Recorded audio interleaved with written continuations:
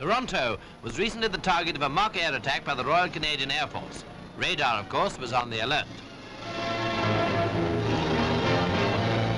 The control room at headquarters was quickly on the job, calling up the defence and plotting the movements of raiding aircraft.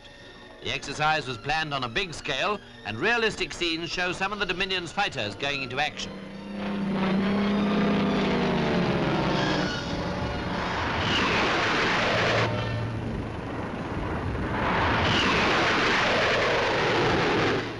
Presently, a series of air battles developed over and near the city, with imaginary dogfights testing the skill of pilots in defence and attack.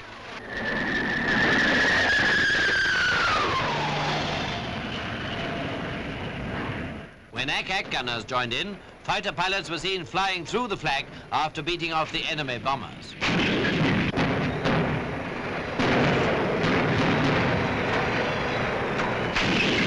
Altogether, it was one of the biggest shows of its kind to be staged in Canada.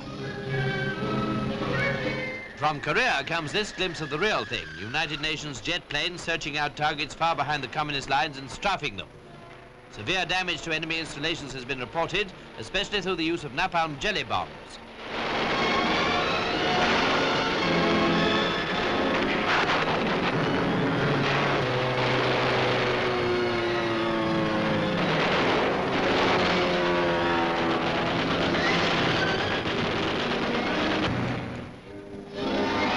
Down on the ground, American Marines advancing towards Seoul have encountered yet one more enemy in Korea, and that is mud. Mud with a capital M, mud that sticks like glue. Thaw and rain have turned the recently frozen country into a quagmire, and it's all muddy tough going.